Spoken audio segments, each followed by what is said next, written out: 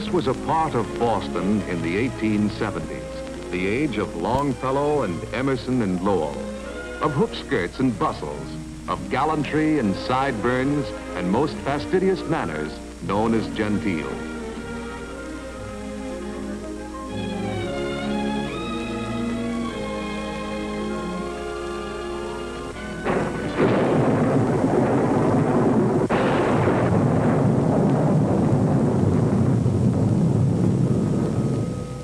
The Morse telegraph, just reaching our furthermost boundaries, was a common tool in Boston, the most familiar forerunner of the electric age. But still, this was the gaslight era.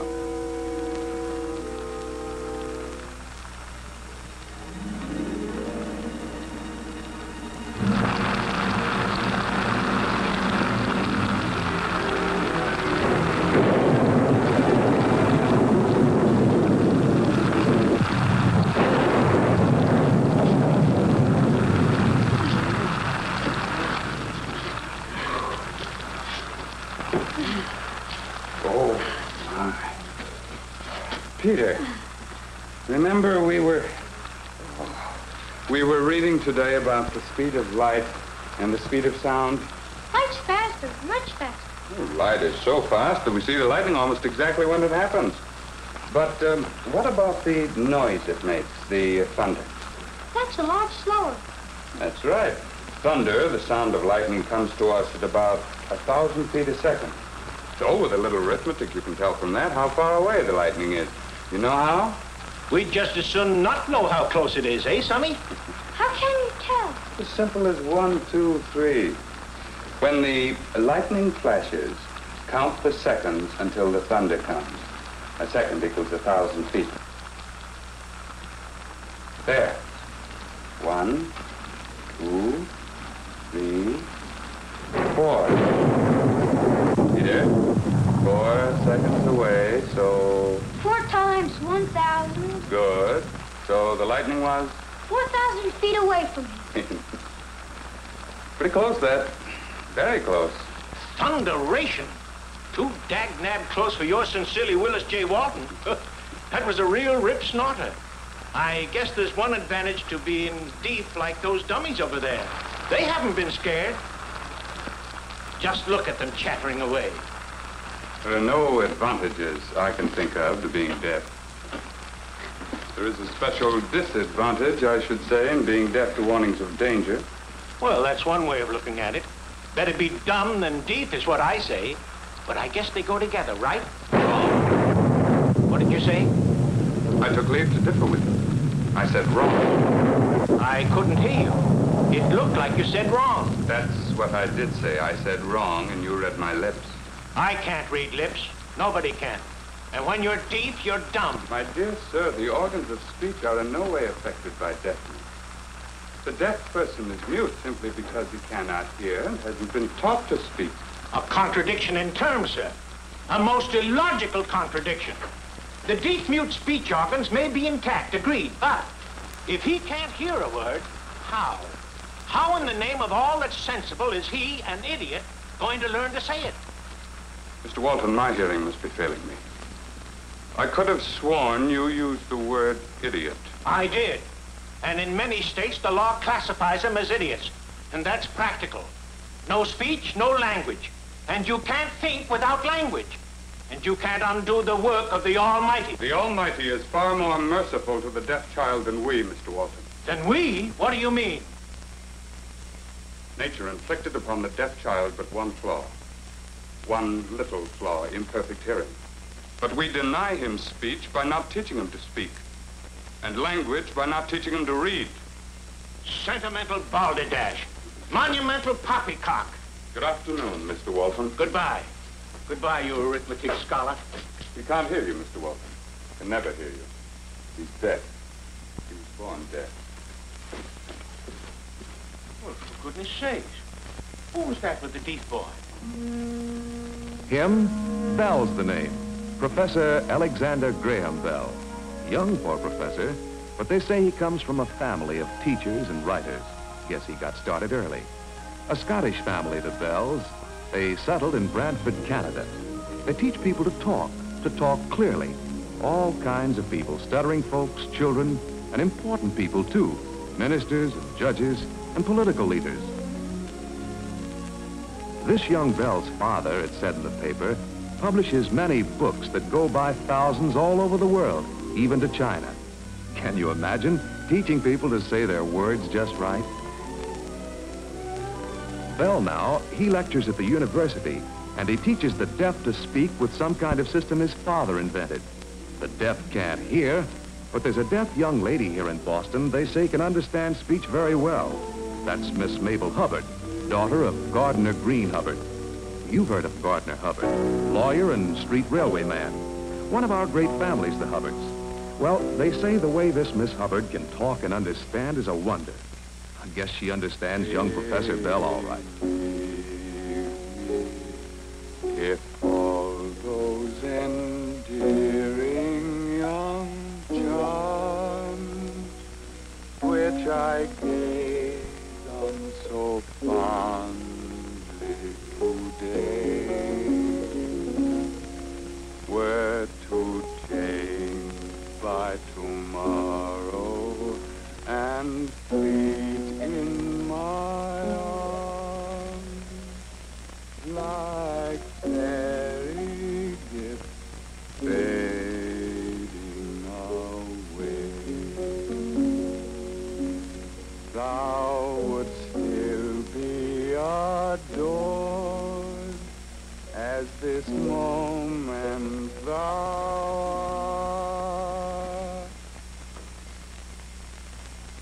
Good evening, sir.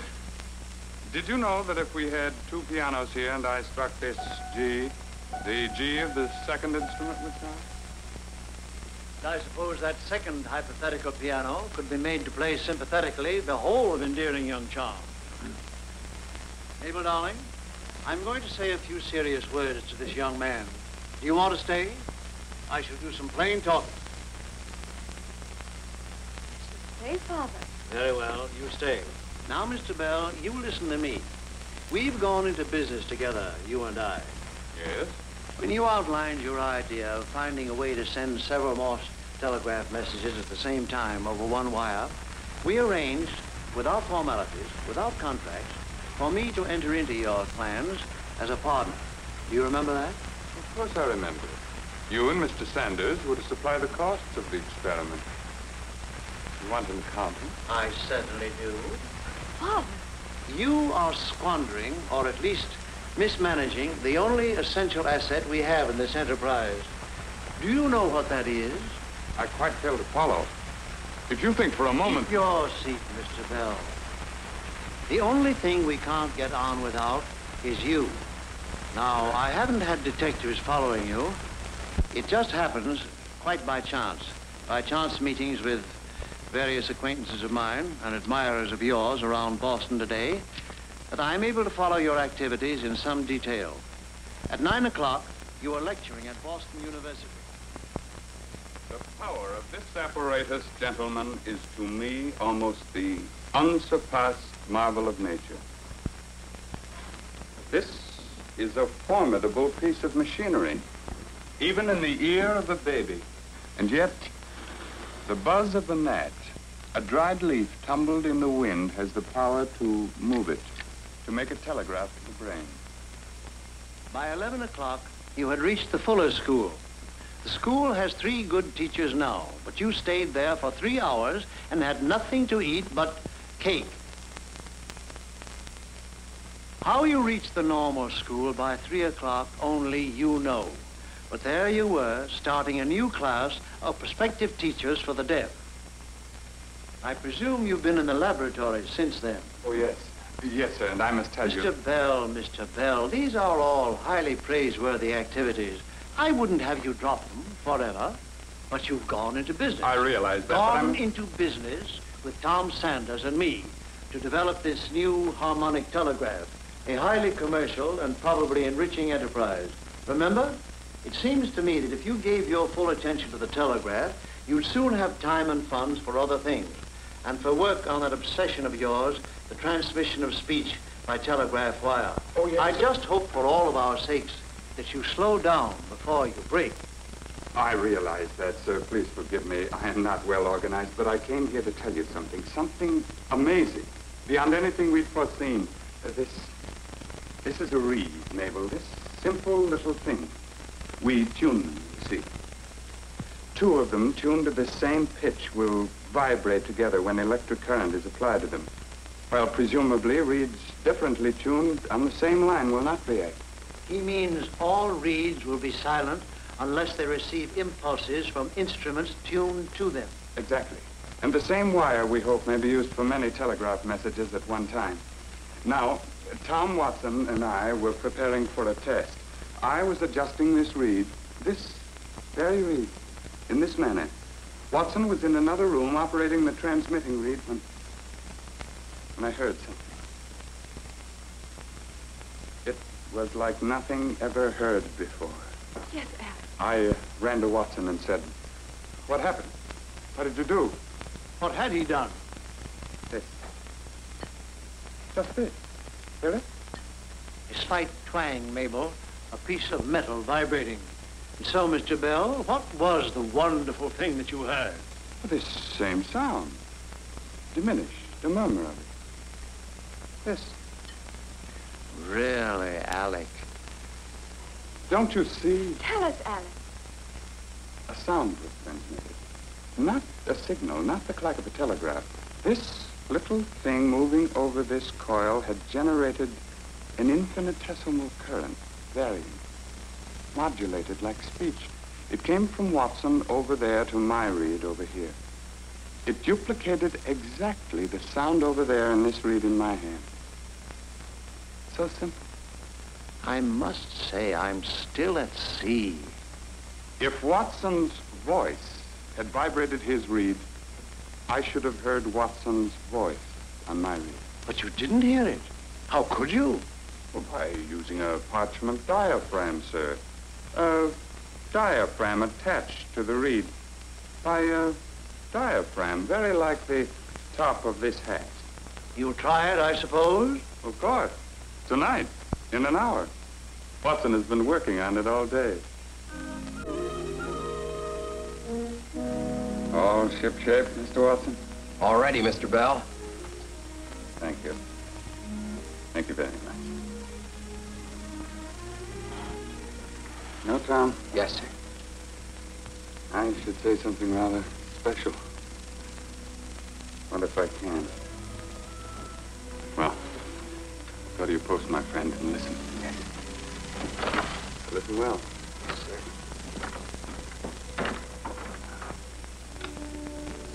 Something important.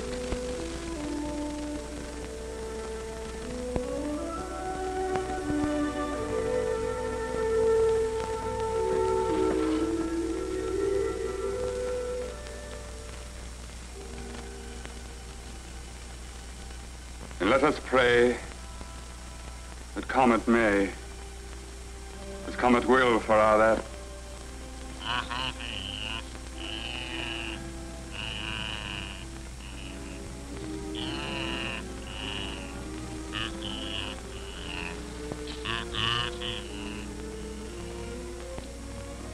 That man to man the world o'er shall brothers be for all that.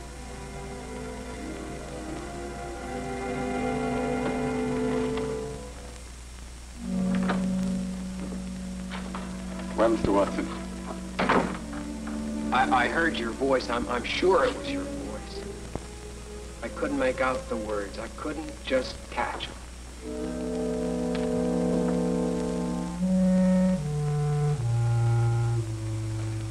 Now, everyone may not know that this first telephone was scientifically correct in principle, and that the original instrument has worked many times since under more favorable conditions.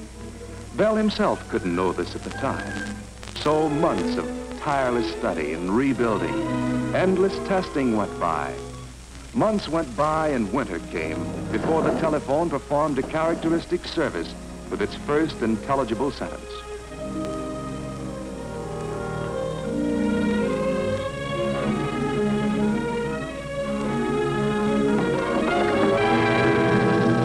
Mr. Watson.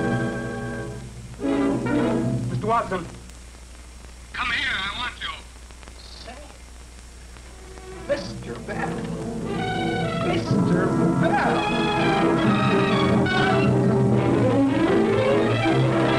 Bell, I heard every word you said distinctly. You were perfectly clear. I recognized your voice. You said, Mr. Watson, come here. I want you.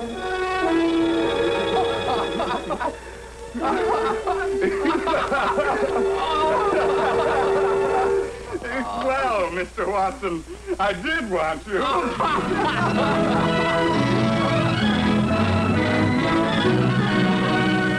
And that's how it happened. The telephone was a fact.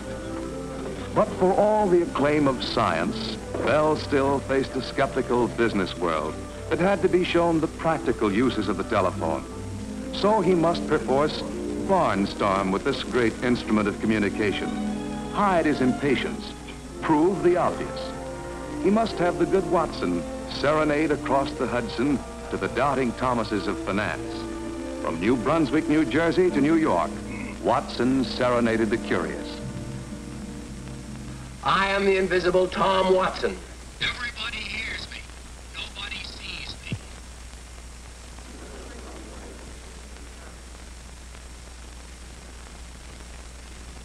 Ahoy! Ahoy, Mr. Watson. Will you oblige us with a song?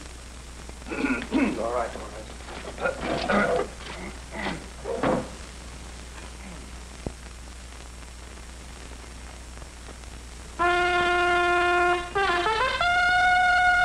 Do not trust him, gentle lady, though his voice be low and sweet.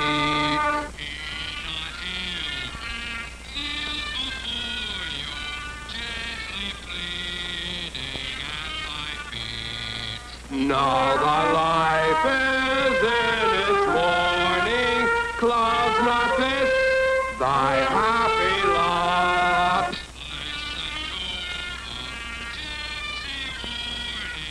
Gentle lady, trust him not.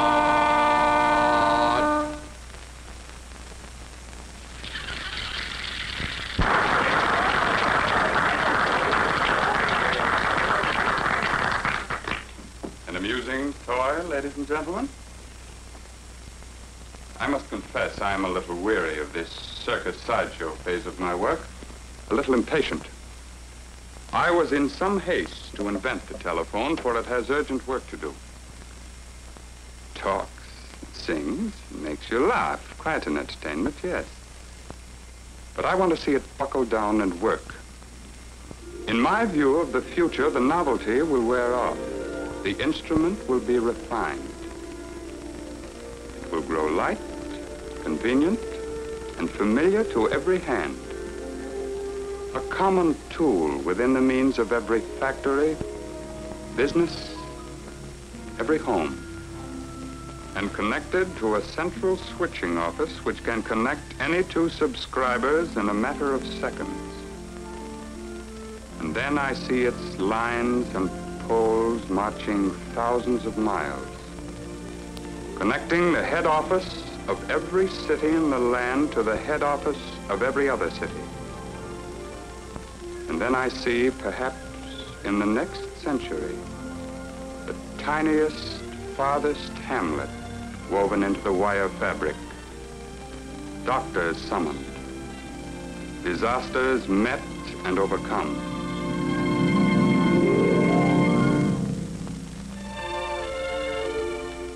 So that was Bill in 1876. When I was your age, starting in here at the laboratory, that's what impressed me most about Bell. Having done this great thing right at the start. I used to say that's the way I'll handle my career. However, now that the boy has grown older, you know, I get the same inspiration from the way he has carried on in all directions. The variety of the man's thinking. At 37, take a case. He developed with two associates the wax phonograph record. Financed it with an award from France for telephonic achievement. And all the earnings of the phonograph record patent went to founding the Association to Aid the Deaf.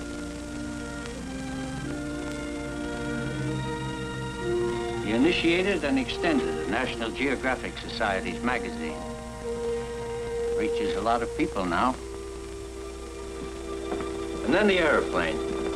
When Bell met Glenn Curtis and other aviation pioneers, it was much as your life was worth to back heavier than aircraft. But from that meeting of minds, the association then formed, came new ways of controlling flight. But he never forgot the deaf. He spent 6 years without compensation, taking a national census of the deaf. And it all ties together somehow. Widening horizons for the deaf, widening horizons of the mind, communications, transportation. Yes, you're lucky to be hearing him today. Lucky. He's 74 now.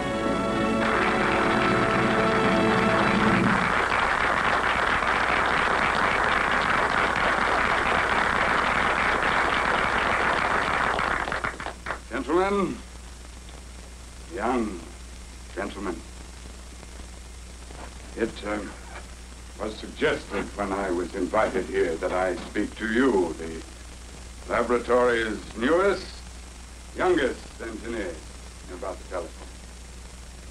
But to tell you the truth, I am sure that in your technical training you have learned more about the telephone than I ever shall know.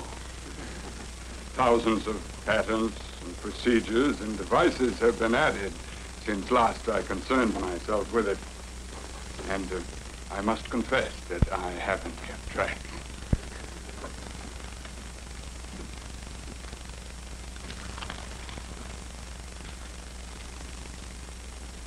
The telephone system today is a blend of thousands of minds and ideas. The first telephone also was a blend of many minds.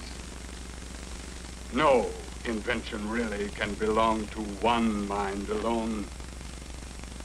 Realize, gentlemen, there are no soloists, no prima donnas in science or engineering. One cannot learn enough alone. And I think it is this interdependence and the realization of it that tends to make science virtuous and not evil, harmonious and not discordant. Sometimes a junior scientist has fixed me with a jaundiced eye and charged, your generation has done it all. Everything is invented, finished. To this I say it to you, as long as man suffers and wants and wonders, science's work is hardly begun. No doubt, some young scientist at this moment is dreaming a dream or writing an equation which, within your lifetime, will tap some source of universal power and dwarf all our engines and dynamos. What should you work upon in the laboratory of the shop? Well, my ideas are limited. Such as they are, I do not hoard them. I take the liberty of offering a few examples. Years ago, using a substance whose resistance changes according to the light that falls upon it, I managed to telephone for a short distance without wires along a beam of sunlight. Perhaps there is for you to find a way to make the light that passes through motion picture film reproduce the voice with clarity and range. Further, I suggest that disasters such as the Titanic encountered in the North Atlantic are unnecessary. There is a means, if you can but find it, of utilizing the echo principle, so that a ship's bridge may see or feel or hear an iceberg in time to change a ship's course.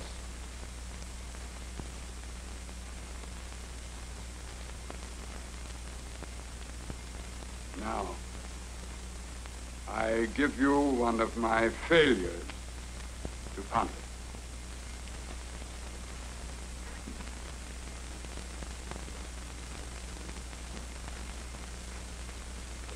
It has been very dear to me throughout my life. Before the telephone, I tried to build a device to record the human voice in visual and readable symbols. This, if you succeed, can have several practical applications. The immediate one will immeasurably benefit the deaf. You will understand why this means so much to me. By profession, by personal wish and instinct, I have always been a teacher of the deaf. This, then, is an assignment from me to you. A rather special thing in the greater picture of science. But, young gentlemen, I toss you that brand with this final word. Do not neglect those obscure corners where men work to discover the unknown, to prove the intangible. For here is dawn coming up. Here is tomorrow.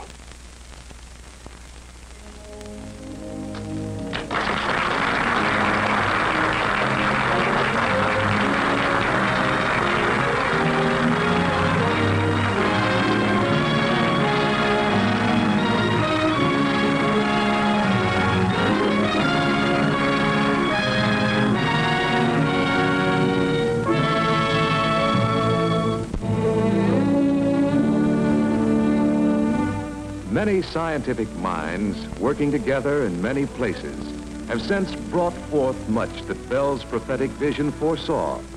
The motion picture was given a voice. Radio and television were perfected.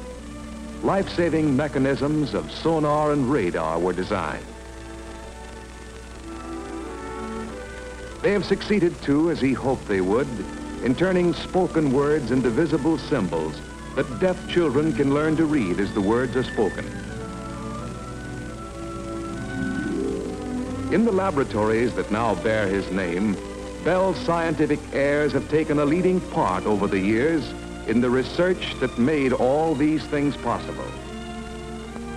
Yet these are but eddies in the main channel of telephone research, as step by step we move toward the realization of Bell's early dream. His dream of a day when anyone, anywhere, can talk clearly and at a moment's notice with anyone, anywhere else.